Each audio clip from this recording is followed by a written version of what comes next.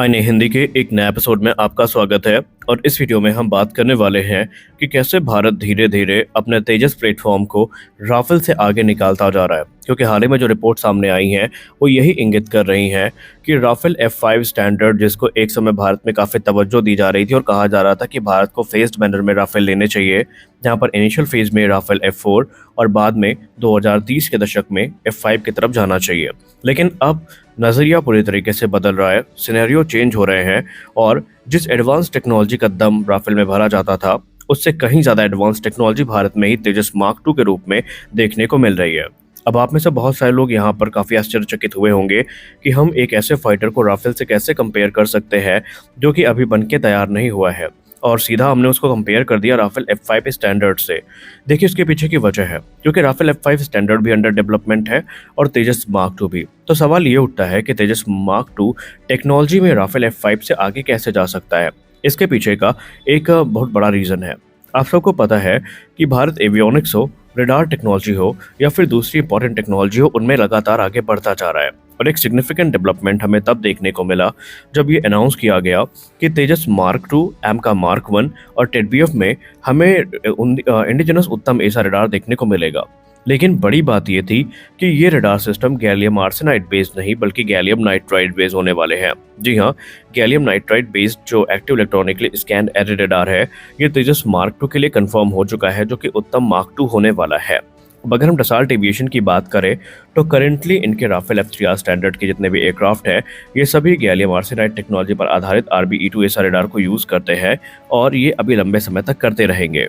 क्योंकि यूँ तो क्लेम किया जा रहा है कि फ्रांस ने गैलियम नाइट्राइड टेक्नोलॉजी पर काम शुरू कर दिया है, लेकिन रिपोर्ट्स ये दावा करती हैं कि 2030 के दशक से पहले जो प्रैक्टिकली ये रडार सिस्टम है, ये डिप्लॉय नहीं किए जाएंगे। फ्रांस का प्लान ये है कि राफेल F5 स्टैंडर्ड जो उनके तरफ से विकसित किए जा रहे हैं, जिन्हें 2030 के दशक में इंट्रोड्यूस किया जाएगा, वो फ्यूचर के गैलियम नाइट्राइड बेस्ड एसा रडार से इक्विप होकर आएंगे। और ये वही दौर होगा जब भारत ऑलरेडी अपने तेजस मार्क 2 को डिप्लॉय कर रहा होगा और तेजस मार्क 1A में भी जो एडवांस टेक्नोलॉजी है वो आने वाली होगी। क्योंकि भारत का प्लान यही है कि 2026 की शुरुआत से ही जो एडवांस रडार सिस्टम है, इनको इंटीग्रेट किया जाना शुरू कर दिया जाएगा। फॉर एग्जाम्पल, अभी हम बात करेंगे तेजस मार्क 2 के लिए रडार की, तो इसमें जो रडार सिस्टम यूज़ किया जाएगा उसमें हमें 912 ट्रांसमिट और रिसीवर मॉड्यूल्स देखने को मिलेंगे। और अगर आप इसको राफेल के करंट RBE2 एसा रडार से कंपेयर करते हैं तो उसमें हमें 838 TR मॉड्यूल्स देखने को मिलते हैं। और एक्सपर्ट्स मानते हैं कि बड़ी बात यह है कि राफेल का current radar gallium arsenide technology पर आधारित है, जबकि तेजस मार्क 2 के लिए बनाया गया रडार सिस्टम गैलियम नाइट्राइड पर डिपेंडेंट है। और ये आत्मनिर्भर भारत इनिशिएटिव के लिए एक बहुत बड़ा माइलस्टोन है। उत्तम एसा रडार की बात करें तो इससे defence research and development organisation की electronics and radar development establishment की तरफ से विकसित किया जा रहा है, और ये लगातार भारत की बढ़ती टेक्नोलॉजी का एक प्रमाण है।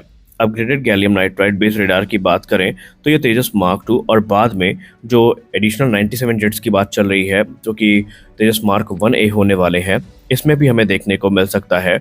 और ये हमें 912 TR मॉड्यूल्स के साथ देखने को मिलेगा, जो कि superior power efficiency, enhance detection range और इम्प्रूव रेजिस्टेंस, जो कि इलेक्ट्रॉनिक जैमिंग के अगेंस्ट होगा, वो प्रदान करेंगे। और गैलियम आर्सेनाइड की तुलना में ये कई गुना ज़्यादा पावरफुल होने वाले हैं।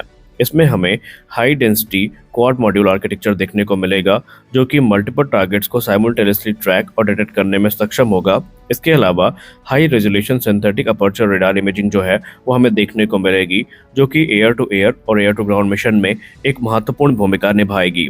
अब अगर हम तेजस मार्क 1A की बात करें तो सवाल आपका यही उठेगा कि अभी हमने तेजस मार्क 1A में ही पहला रडार इक्विप नहीं किया है। देखिए, रिपोर्ट कंफर्म हो चुकी है कि भारतीय वायुसेना ने 2021 में जो 83 तेजस मार्क 1A की डील फाइनलाइज करी थी, इनमें से जो 41वां एयरक्राफ्ट होगा वो इंडिजिनस उत्तम एसा रडार से इक्विप होकर आएगा, और वो इजरायली इल्टा ELM 2052 एसा रडार को रिप्लेस करेगा। और ये भारत के लिए एक बहुत बड़ी उपलब्धि होगी, क्योंकि अगर हम बात करें रडार सिस्टम की तो इसमें भारत ने लगभग सारे टेस्ट पूरे कर लिए हैं, और रिपोर्ट्स तो ये भी इंगित कर रही हैं कि प्रोडक्शन क्लियरेंस भी इनको दे दी गई है। यानी कि भारत का ये रडार सिस्टम फ्रांस के राफेल पर भारी पड़ सकता है। लेकिन सवाल एक ये भी उठता है कि क्या रडार सिस्टम के दम पर ही हम ये मान लें कि एयरक्राफ्ट पावरफुल होगा।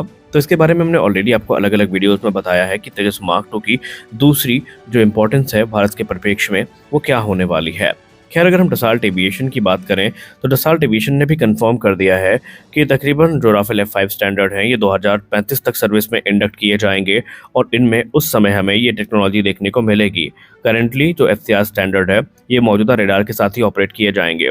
और भारत के अगर हम पूर्व एयर मार्शल्स की बात करें तो कई एयर मार्शल जो कि रह चुके हैं इंडियन एयरफोर्स के, उन्होंने अपने अपने ब्लॉग और आर्टिकल्स में ये चीज़ बताई है कि राफेल की सुपियोरिटी हमारे इलाके में तब तक है जब तक कि राफेल के अगेंस्ट कोई गैलियम नाइट्राइड टेक्नोलॉजी पर आधारित रेडार सिस्टम नहीं आ जाता है। क्योंकि अगर हम पाकिस्तान की बात करें तो उनके पास कोई भी ऐसा एयरक्राफ्ट फिलहाल तो नहीं है जो कि गैलियम नाइट्राइड बेस्ड रेडार को यूज़ करता हो, और इसीलिए राफेल को फिलहाल तो यहाँ पर कोई कंपटीशन ही नहीं है। राफेल एक तरफा राज कर रहा है। लेकिन अगर उनका मानना है कि एडवांस रेडार टेक्नोलॉजी आएगी जो कि संभावित है कि चाइना J-35 के थ्रू पाकिस्तान में भेजेगा, तो फिर ये भारत के राफेल के लिए एक थ्रेट बन सकती है और हमें इसके लिए विचार करना होगा। और यही सही समय है भारत के लिए कि वो अपने इंडिजिनस प्लेटफॉर्म को जो गैलियम नाइट्राइड बेस्ड टेक्नोलॉजी है इनसे इक्विप करे। अब यहाँ पर ऐसा भी नहीं है कि राफेल का रेडार सिस्टम बहुत कमतर है। राफेल एक प्रूवन प्लेटफॉर्म है और इसने अलग अलग ओकेशंस में अपनी उपयोगिता को साबित भी किया है।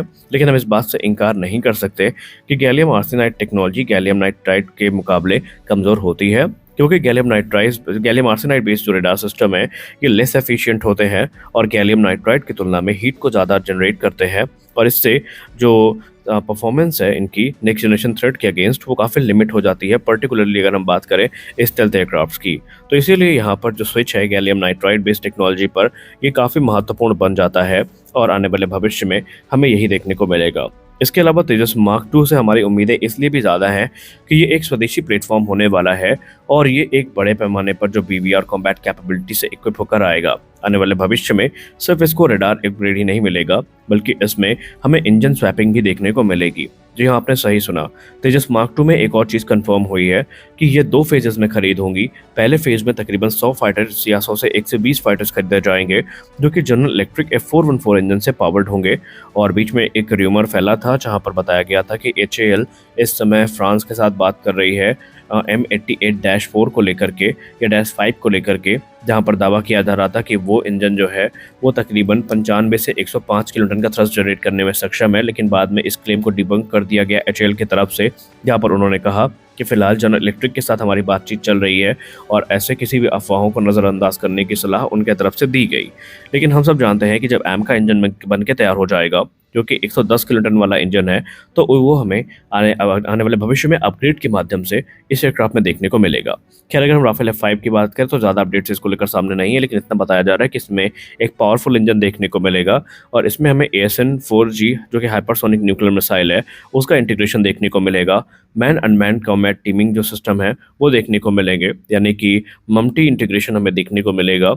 और आने वाले भविष्य में जो एडवांस एवियोनिक्स हैं, एडवांस कॉकपिट है सिस्टम है, वो सब भी हमें देखने को मिलेंगे। लेकिन एक्सपर्ट्स मानते हैं कि तेजस समय के मामले में इनसे आगे रहेगा, क्योंकि जब तक 2035 तक राफेल को अपग्रेड मिलेगा ऑलरेडी भारत जो एयरक्राफ्ट है उनको फील कर चुका होगा। तो कहीं ना कहीं हम ये कह सकते हैं कि जब बात रेडार टेक्नोलॉजी की आएगी या कैपेबिलिटीज़ की आएगी तो तेजस मार्क 2 अब राफेल से बराबरी भी कर रहा है और कुछ मायने में आगे भी निकल रहा है।